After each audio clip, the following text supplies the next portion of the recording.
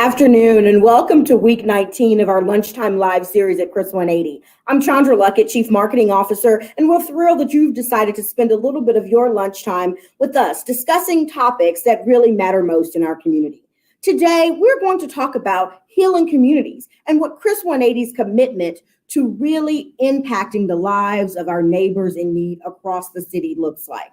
We're excited that more than ever before, the need for community outreach work is truly important as we all deal with the COVID-19 pandemic. And here at Chris 180, that's what we specialize in, meeting people where they are, going into neighborhoods and bringing resources and starting conversations to better impact the lives of those who really need our help the most. Today, our panelists are here to discuss a little bit of their work, take your questions, and share what they think are the next steps in building stronger communities across our city.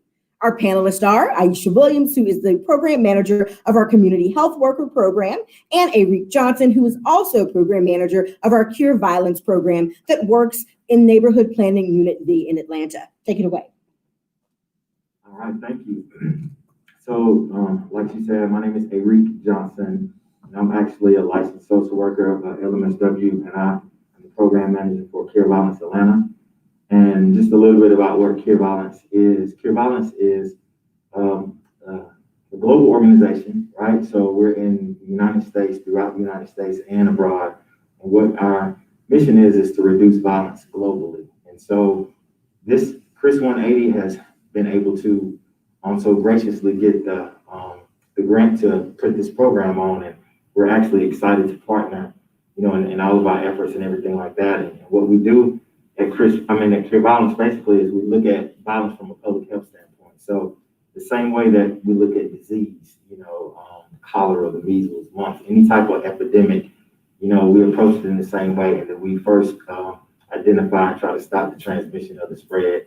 Then we go into the communities to do that, and then we identify, mediate conflicts with credible messengers, violence interrupters, credible messengers, and then we change social norms. So not only do we, stop the spread and identify and mediate conflicts, but we also are tasked with changing social norms, because we also know that without changing the social norms, then the communities are going to continue to perpetuate that same violence. So that's just a little bit about Cure Violence as a global organization, and like I said, we're excited to be here working with Chris 180. And my name is Aisha Williams, and I'm the program manager of the Westside Empowerment Center for Chris 180.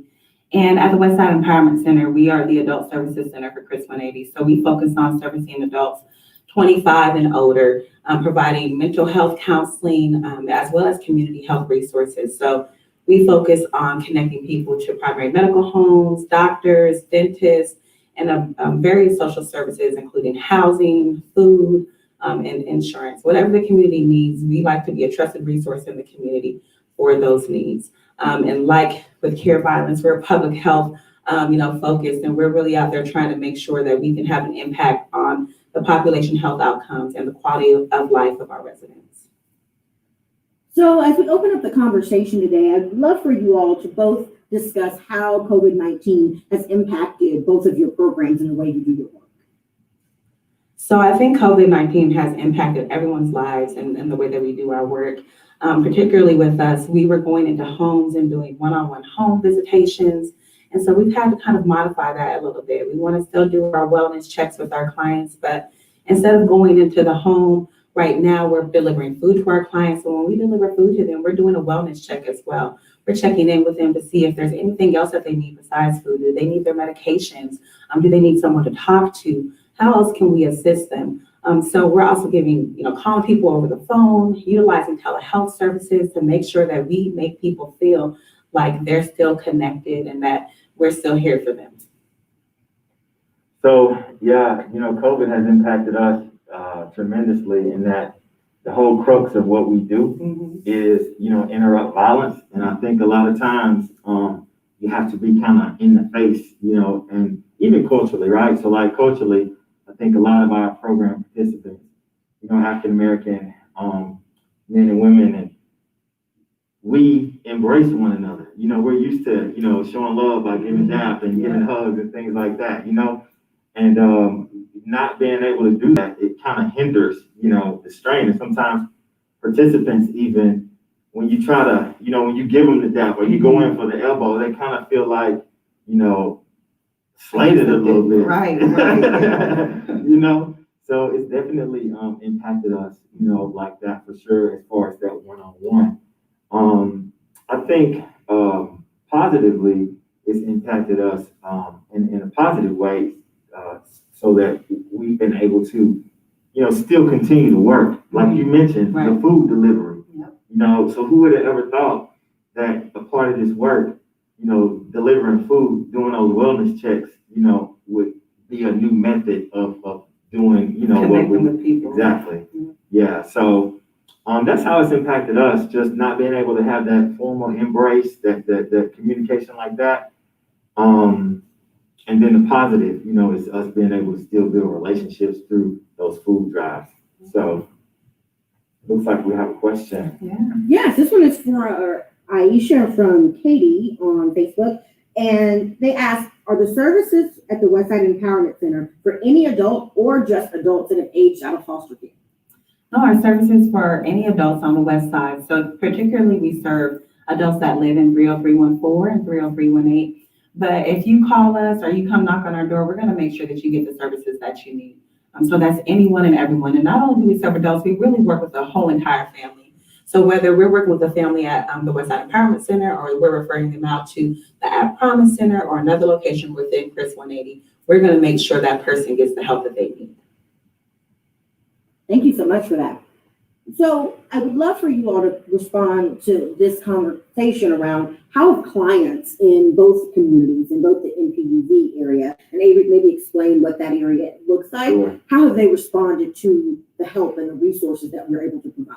Sure. So the NPUV is Neighborhood Planning Unit V. So in the city, of Atlanta, it's broken down A through Z, I believe it is. And so the particular neighborhood planning unit that Cure Violence is target area is V. So that's Mechanicsville, Pittsburgh, Dale Park, Capitol Gateway, Peoplestown. So those communities we're focused in. And the residents in those communities from, the food distribution have been very, very appreciative, very receptive. I mean, I've had people, literally like, you stay safe out there, baby. Just the love and support from those communities has been, it's been really unreal in a time like this, to be honest. And then the program participants, for Cure Violence, during this time have been, so overwhelmed with people who have like backgrounds who are not living that life, anymore. Because that's the crux of Cure Violence is we're credible messages, we're suitable. We've lived the lifestyle, but we're not in that lifestyle anymore. And so they've been able to see individuals turn their life around and still love them in the midst of a pandemic, So they've been very receptive. Yeah. And I think for us, our clients, again, they're just very appreciative of the food that we're delivering, but we also have a new program called Westside Connect Helpline. And through that program, we've also been able to get people connected to jobs and employment through First Step Staffing, help people get housing.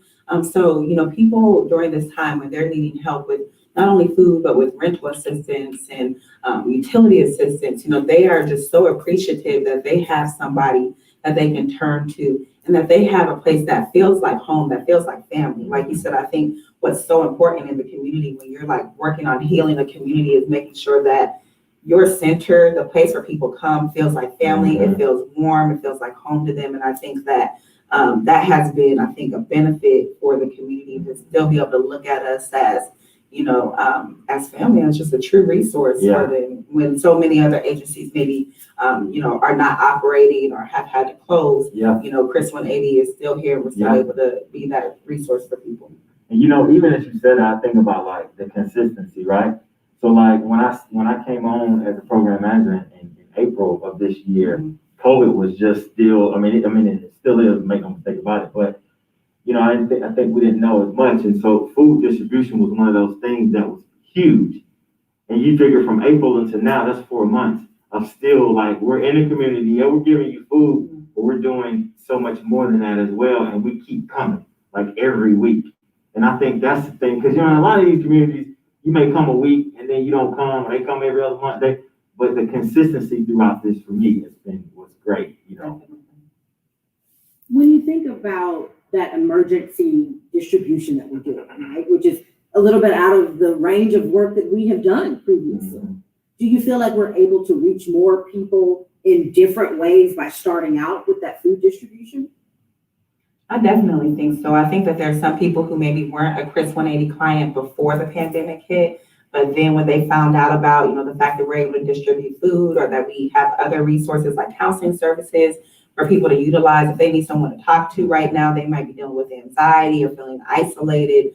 And they were getting our flyers and our information, and they're like, oh, wow, like, let me call in and get these other resources. And then what I think is great about the work that we do is that we have our clients who are then, passing our number off to their neighbor, to their family member, saying, hey, this, person, this agency was really able to help me. I want them to help you too. And so I think like that has been one of the cool things about this pandemic, is just being able to see the new ways and how we've adapted, but how that has allowed us to impact more people and, just have a greater impact on the community. I agree. I think that food, it is an immediate need, for individuals. And, if you can meet that, immediate need, like consistently, and you showing me that you care about me eating. Like, I need food in order to live, right? And so you're telling me you want me to live by keep bringing me this food, because I may not have the resources to do that. So I think starting there is great. So it looks like we have another question. Yes, this one comes from Susan on Facebook, and she asked, does Cure the Violence work with law enforcement to heal the pain within the community? Oh, that's a great question. So no, Cure Violence does not work with law enforcement at all. So we believe that the community members, right, are the answer. We can police ourselves. We believe that the credible messengers, in fact, are community members. So we have violence interrupters who are from Mechanicsville, who are from those target, neighborhoods that I mentioned, and they're tasked with keeping a pulse on the community, as opposed to, an officer who may not be from the community on their patrol. I think that police are needed, and we definitely believe, that police are definitely needed. We just don't help. We don't work with them to solve any crimes, or we don't share information with them. Participants can work with us and be feel free to know that we don't work with the police like that. So thanks for the question. I would love for you to both address, and Aisha, we can start with you. What do you think the impact of community outreach programs like the ones we have here at Chris 180 are? I think the impact is essential, especially during the pandemic, but 365 days a year, and community outreach has the ability to impact the quality of lives, and also has the ability to impact the population health outcomes of a community as well. So we're not only focusing on, helping someone with their mental health, we're focusing on getting them a primary medical home, helping them get insurance, getting them connected to, Medicaid, food stamps, disability services. I mean, we, span the list of services based off of what that person needs. And so, programs and agencies, I think everyone needs to have a, community outreach component, because the impact is lasting. I always think about, the story of the gentleman who was walking on the beach and, throwing the starfish back into the ocean. And that's what community outreach is like. It's making sure that every single person that you touch, you're kind of saving them, you're giving them an opportunity for something different, you're giving them a second chance. And so I think that's really the impact. And then it's just a ripple effect from there. So when you're able to help one person, that person helps another person, that person helps another person. And I think that is the true impact of community outreach. It is, I love it. Same feeling? So yeah, you said the question was how impactful? Yeah. I think that the impact is massive. To be able to each one, reach one, teach one, is a model that I personally live by.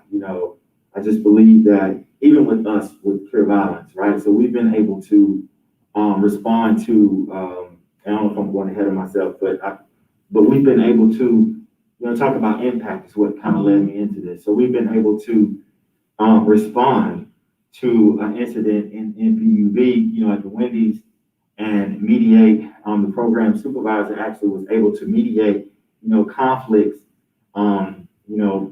after the incident at the Wendy's, and even with the young baby who was killed, around that same area, was still able to mediate things from getting, worse than they were with those incidents that happened. So, and some of them are now program participants who have jobs, and so it's wonderful, and the impact is long lasting, because when you think about being able to reach somebody who otherwise would, be a perpetuator of violence, and you stop that, like that impact could be my mama's life, my children's lives. So I think the impact is just is huge.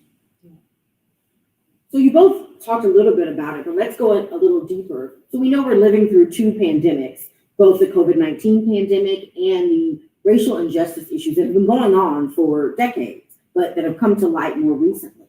How have the clients in your programs responded to what's happening in our communities?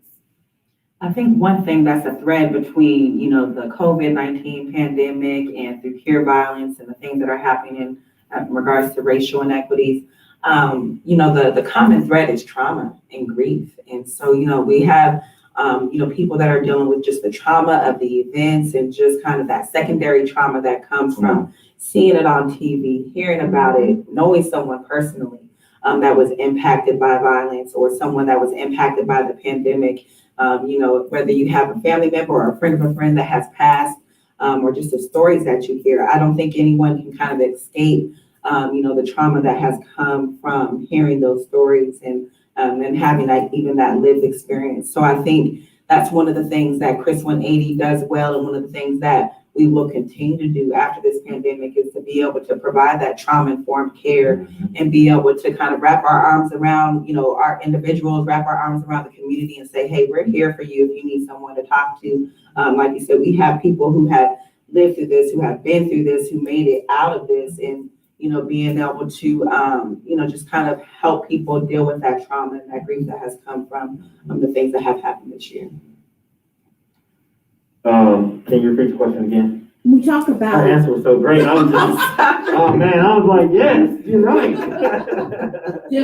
But I think, and talk about a little bit about how pure violence has worked in Atlanta. When we talk about racial inequities and injustice and things that we saw with murders happening in that NPU area. What has been the client's response? Yeah, so the client's response has been one of kind of mixed, I think that, it's tough, right? Kind of balancing act that as a Black person, still in America, still living in these communities, right?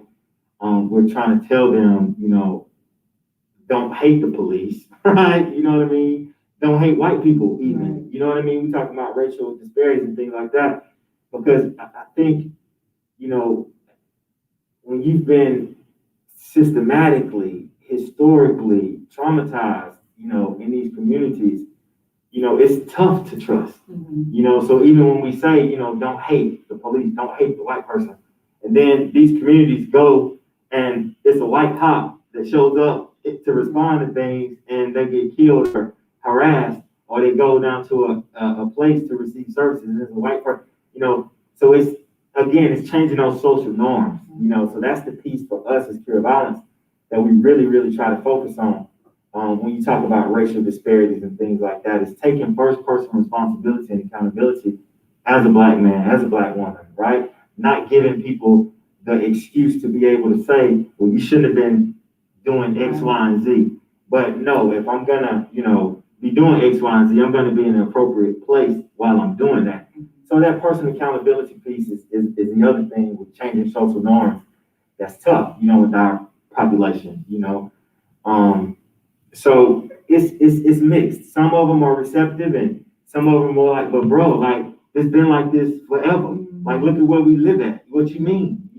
Yeah, I think it's like having those difficult and those uncomfortable conversations that we've had to have, like, and just being able to talk about from both sides of the table how you're feeling, how and where can we go from here?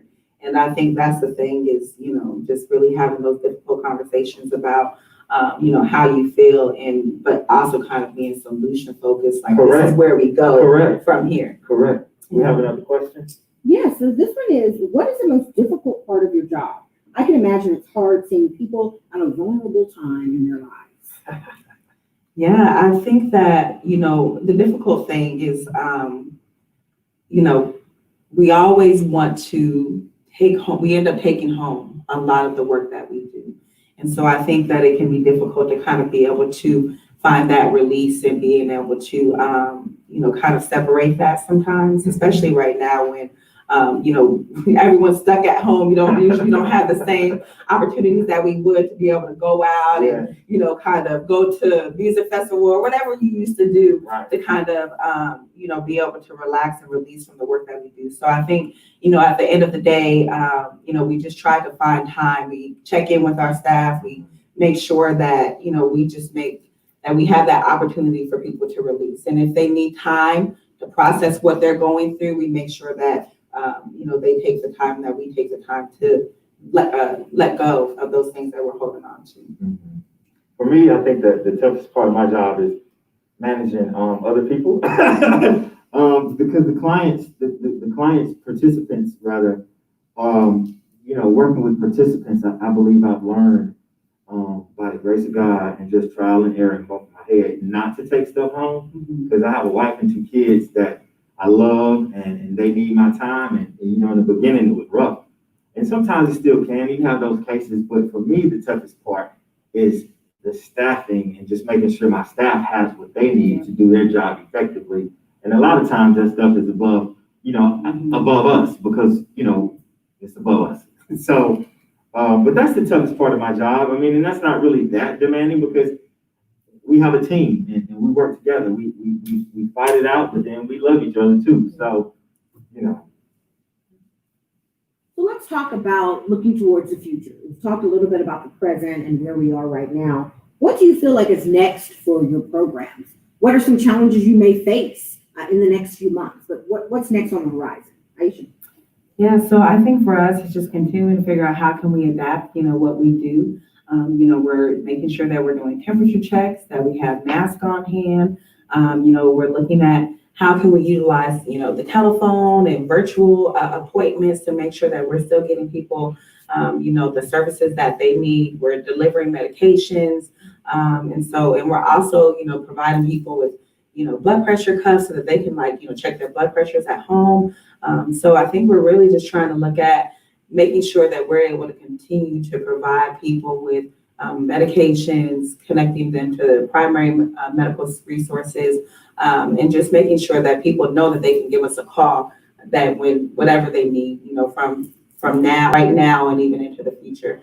And I think one of the biggest things too is just making sure that people know that even though there's a distance between us, a physical distance, that we're still connected. And I think that's one of the biggest things that has come out of this pandemic is just realizing that while we're social distancing, we're still connected and being able to make sure that our clients know that and that, our staff and our partners know that as well. That's good. What's next on the horizon for us at Cure Violence is getting a building. So we're excited about that. We'll be moving into our own space to be able to house the participants in our program. We are also just, looks like we have a question. Okay. So yeah, I'm excited. I'm excited about the building space. I'm excited about, I was able to hire some more staff. So we're going to have some really great group of men and women on the ground really running this program. So I'm excited about getting more people jobs. We've been able to get like 18 people jobs, so far. And I'm talking about within like a month's time. Like seriously, like the staff they're amazing. Shout out. But that's what's on the horizon. So I look for more opportunities for individuals to come in off the streets. I'm not gang members, who are affiliated, things like that. So I'm looking for more success stories. That's what I'm looking for in our own space. Yeah. So I think we have a question. We do.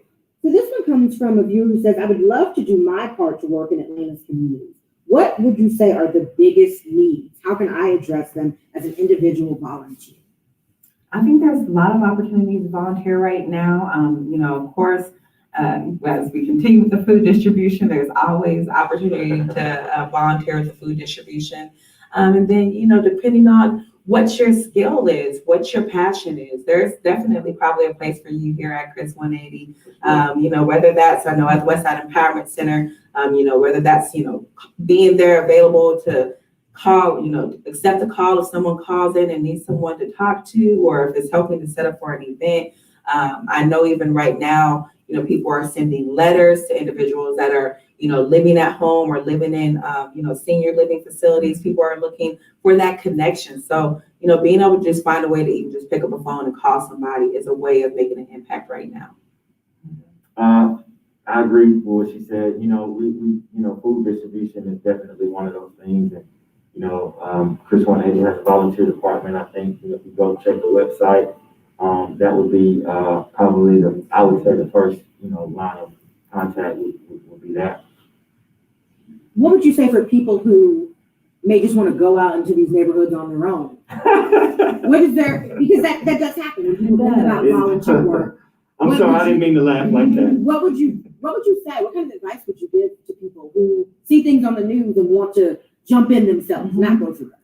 Well, I think what's just really important, and even what we learned, during the work that we do, is it's so important to, like you said earlier, find those people that are in the community doing the work and make that connection. Because, our communities are rooted in trust, and so they want to know that they can trust you. Yeah. They want to know that you have positive intent. Yeah. And they also are kind of going to be looking for some consistency. You may be a great volunteer coming to the neighborhood, and they want to be able to see you again and again and again. So, being able to, find the trusted people in the community, and then also hopefully be consistent as well. And how about this? The reason why I laugh like that is safety. Yes. It's not safe. It's not safe for you to see something on the TV and say, oh, I'm going to go down there myself and meet the need. No, you need to link up, because it's real in these areas, it's real crime, going on in these areas. And if it happens to the residents that have stake in their own community, think about what's going to happen to you coming in from the outside, trying to deliver something, So I just think that it's not safe by no stretch of the imagination to do this kind of stuff on your own in these particular communities. So our final question is, talk to us a little bit briefly about what are the positives that have come out of this? If you want to leave people with an impression of both of your programs and the work that you're doing, what is a positive thing you would like to leave? Aisha, you want to start? Yeah, so I think a positive thing that has come out of this, working particularly with the Westside Connect program, the Westside Empowerment Center, I'm really just impressed with the work that we've been able to do with get people jobs during the pandemic. Shout out to First Step Staffing and being able to help with that, getting people housing, during this pandemic, doing things that probably people think would not be possible during a pandemic is what has been, just so moving. The fact that we have people that are, been able to get their medication, people that maybe would not have been able to get food, the fact that they've been able to get food. And I think the fact that we have clients that are, still feel connected is so important as well. I actually got a phone call from a client earlier this week that just wanted to just call and say thank you because one of the community health workers had been, calling him and dropping off food, and he was just so appreciative. He had no one else to help him with that. And so I think that is what's so important when you kind of realize that, if they didn't have us, they might not have had anyone. Yeah. And so I think that's the biggest positive impact that I've seen throughout this pandemic. It's true. I mean, I think that for me, it goes back to, incident, with the Wendy's and the supervisor, was on the scene and, was able to mitigate, games, this group from going at each other, and continuously, for 3.5 weeks, before the little girl got, murdered. But I think about, that's a success, that kind of would get overlooked because of the media and things like that. Because you can't report what you didn't, you can't report what you prevented from happening. And that's the thing with Cure Violence. If we do our jobs, the way you'll know, obviously crime will be reduced. But I can't necessarily report, the news won't report me mediating a conflict. They're gonna report if you get shot, you know. So for us, we have to stay focused on that piece, mission driven, you know.